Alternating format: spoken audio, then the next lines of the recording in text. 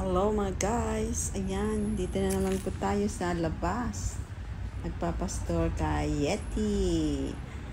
Ang little lion white cat. Ayan po si Yeti. Ang sarap-sarap po ng oras niya ngayon mga guys.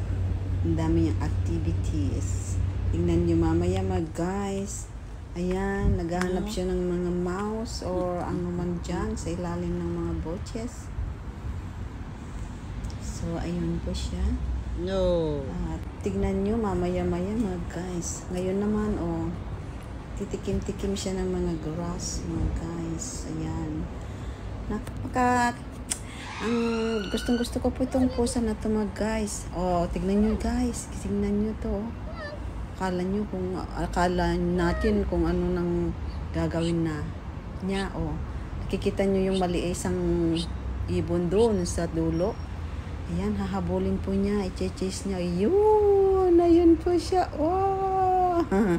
Tignan niyo naman mga guys. Diba? Ang galing-galing ni Yeti mga guys.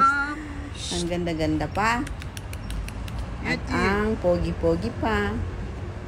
At napaka-hairly. At saka napaka-shiny po ang kanyang buhok mga guys.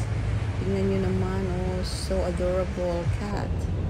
Ayan, tinitingnan na niya yung figure na lumipad dun sa may kahoy.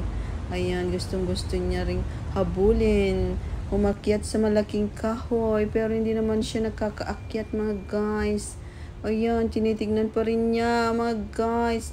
Anong aking gagawin para matulungan ko siya mga guys. Yan, ayan po siya.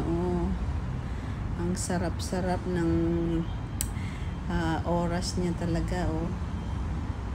Binibigyan ko po siya talaga ng mahabang oras para makapaglakad-lakad siya dito. Salamat na lang at hindi na kami kailangan pumunta pa sa park, sa graveyard.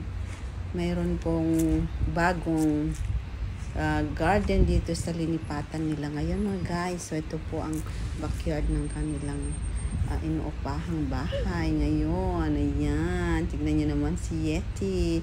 Si Yeti po ay talagang mukhang siyang lalaki, pero yung kapatid po niya na si Teddy mga guys ay mukhang na mukha siyang babae talaga kasi yung nose niya, yung eyes niya ay pink na pink po mga guys, yung kapatid po niya. Pero ito po minsan para siyang lalaki mga guys. So ayan, linabas ko po silang dalawa.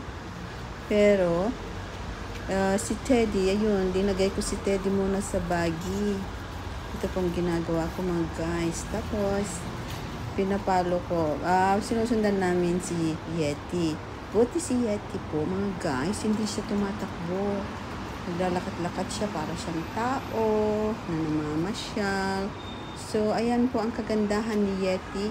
At minsan po dahil po sa ayaw niyang maglakad-lakad kung saan-saan. Mas gusto niya yung maglakad ng konti. Tapos mag-i-stay na naman. Kaya po tayo nakakagawa po ng content natin sa Facebook Reels mga guys. Kaya salamat sa mga nagpapalo sa akin. I love you everyone. God bless.